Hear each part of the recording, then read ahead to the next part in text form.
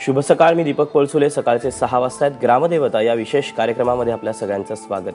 एखाद्या सरकारी अधिकाऱ्याला देवाचा दर्जा मिळावा, त्याचं मंदिर व्हावं एवढंच नाही, नंतर ते मंदिर अवघ्या तालुक्याचं ग्रामदैवत व्हावं, अशा घटनादशा अगदी दुर्मिळच. सोलापूर जिल्ह्यातल्या मंगळवेढा तालुक्याचं ग्रामदैवत असंच आहे. नायब तहसीलदार दामाजी पंत यांनी केलेल्या अतुलनीय कार्यामुळे आणि विठ्ठलाप्रती असलेल्या त्यांच्या भक्तीमुळे त्यांना संतत्व प्राप्त झालं.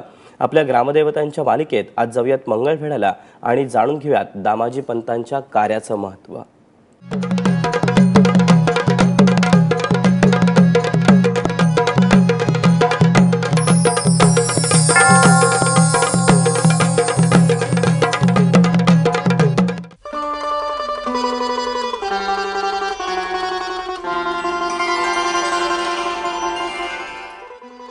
मंगळवेढा सोलापूर जिल्ह्यातला एक तालुका.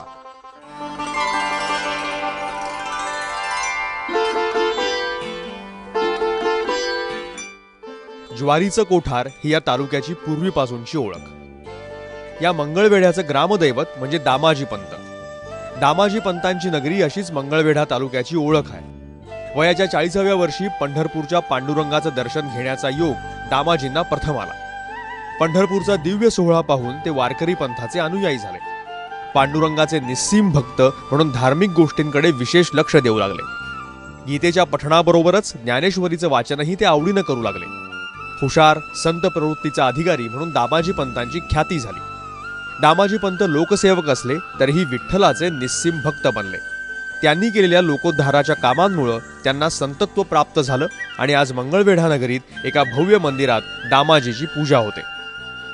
तर इथली खासियत अशी आहे की दामाजी पंत हे असे संत आहेत की ते गोरगरिबासाठी त्यांनी अन्न वाटप केलं. दुसऱ्याचं अन्न असताना सुद्धा त्यांनी गोरगरिबासाठी अन्नदान केलं. त्यामुळं ह्या मंदिराची अशी ख्याती आहे की दुपारी 12 वाजता आरती झाल्यानंतर जेवढे लोक येतील तेवढ्या लोकांनी अन्नदान केलं जातं. आणि समजा समजा बाहेरनं जरी आले कोण वारकरी मंडळी वगैरे, त्यांची मंदिरातर्फे संस्थेतर्फे सोय केल्या जाते. दामाजी पंतांचा चेहरा श्रद्धाळू आणि भाविक दिसत असे. वरिष्ठांचीही त्यांच्यावर मर्जी बसली. अहमदशाह वल्ली या बादशाहनं दामाजी पंतांची बढती मंगळवेढा इथं नायब तहसीलदार म्हणून केली. मंगळवेढ्याला दामाजी पंत तहसीलदार म्हणून सन 1458 ते 1460 पर्यंत काम करत होते. दुर्दैवानं याच काळात 2 वर्षांचा भीषण दुष्काळ मंगळवेढ्याच्या पंचक्रोशीला सोसावा लागला. मंगळवेढ्याच्या आसपासचा सर्व मुलूक दुष्काळाच्या खाईत लोटला गेला. पंढरपूर, सोलापूर, सांगोला, विजापूर या सगळ्या भागातली आम जनता भुकेनं मरणासन्न झाली होती. घरातलं धान्य संपलं म्हणून लोक भीक मागायला लागले. दामाजी पंतांनी कोणताही विचार न करता शासकीय गोदामं लोकांसाठी खुली केली. आजही दामाजी पंतांचे ते उपकार मंगळवेढ्याची जनता विसरली नाही. दामाजी पंत आहेत म्हणूनच महाराष्ट्रात आज मंगळवेढ्याची ओळख दामाजी पंतामुळे तर निर्माण झालेली आहे. नाहीतर मंगळवेढ्याला ज्वारीचं कोठार म्हणून ओळखलं जातं आणि मग ते ज्वारीचं जे कोठार आहे ते दुष्काळात दामाजी पंतांनी सगळ्या नागरिकांना खुलं करून दिलं. त्यामुळे त्यांचे उपकार आहेत. त्यांच्यामुळे तर आमचे वाडवडील जगले आणि म्हणून तर आम्ही आजचा हा दिवस पाहू शकतो ना. वारकरी म्हणून मी या ठिकाणी येतो, मला प्रसन्नता वाटते. कारण ही असणारी भूमी जी आहे ही संताची भूमी आहे. इथला एक महिमाच अपार आहे. सुख शांतता या ठिकाणी लाभते आणि जीवनामध्ये कुठल्याही प्रकारचं या ठिकाणी दुःख येत नाही. मी असं जवळजवळ 50 वर्ष झालं मी वारकरी आहे. मी सेवा पंढरपूरला करतो, मंगळवेढ्याला करतो. असं हे सुखाचं असणारं आगर दामाजी पंताची नगरी आहे. बादशहाच्या गोदामातलं धान्य दुष्काळी जनतेला खुलं केल्याची चर्चा सर्वदूर पसरली.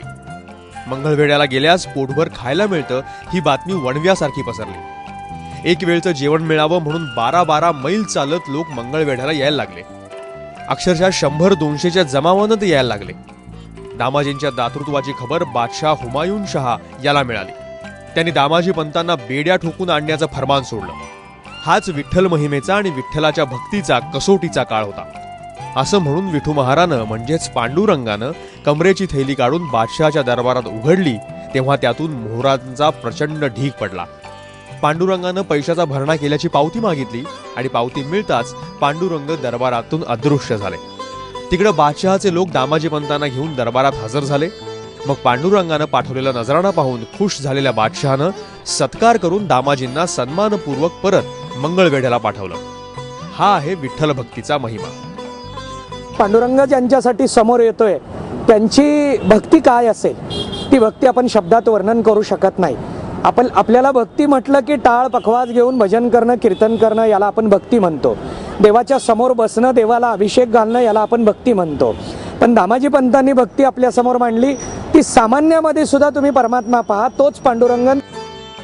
मंगळवेढ्यात आलेले वारकरी भाविक वाटसरू तृप्त होऊन जावा असा या दामाजी पंत मंदिराचा प्रयत्न असतो. त्यासाठी 12 महिने इथं अन्नछत्र चालवलं जातं.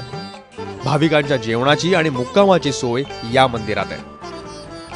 आमच्या मंगळवेढ्याचं अन्नछत्र ही भाविक भक्ताच्या देणगीवर रोज कोण पावत्या फाडते, कोण तांदूळ देतं, कोण गहू देतं, कोण ज्वारी देतं. ह्या देणाऱ्या भाविकांच्या ह्याच्यातून आमचं अन्नछत्र चालतं.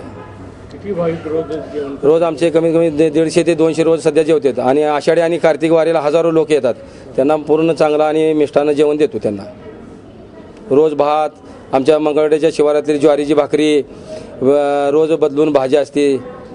आणि स्वीट म्हणजे शिरा, कधी लाडू, कधी जिलेबी, अशा पद्धतीचं आमचं जेवण असतं. यामुळं पंढरपूरला मंगळवेढ्याहून वारकरी मंडळी मोठ्या प्रमाणावर येऊ लागली. स्वतः दामाजी पंतांनी पांडुरंगाच्या भक्तीकरता लोकांना प्रोत्साहन दिलं. मंगळवेढ्यामध्ये भजनी मंडळी व वारकरी संप्रदाय यांचा मोठा प्रसार झाला. मंगळवेढ्याच्या दामाजी पंतांचा वाडा हे सगळ्या वारकऱ्यांचं आश्रयस्थान झालं. दिंड्या, भजनी मंडळ मंगळवेढ्याला राहून दामाजी पंतांचं दर्शन घेऊनच मग पंढरपूरला जाऊ लागली. आजही ती परंपरा चालू आहे. पंढरीला जाता येता संत दामाजींच्या चरणी वारकरी नतमस्तक होतो. सरकारी अधिकाऱ्याचं मंदिर आणि तेही एखाद्या तालुक्याचं ग्रामदैवत असण्याचं राज्यातलं हे एक दुर्मिळ उदाहरण म्हणावं लागेल. एका सामान्य लोकसेवकाच्या असामान्य कर्तृत्वाचा विस्मयकारी आविष्कार म्हणजेच मंगळवेढ्याची ही पावनभूमी. याच भूमीतून लोकसेवक असलेल्या दामाजी पंतांना संतपद बहाल झालं. अर्थातच त्याला महाराष्ट्राचं लोकदैवत असलेल्या विठ्ठलाचा कृपाप्रसादही तेवढाच कारणीभूत ठरला. या सर्वांचा परिपाक म्हणजेच आज मंगळवेढ्यात होत असलेली संत दामाजी पंतांची नित्य आराधना. अयूब कागदीसोबत शिवकुमार पाटील, ABP माझा, सोलापूर.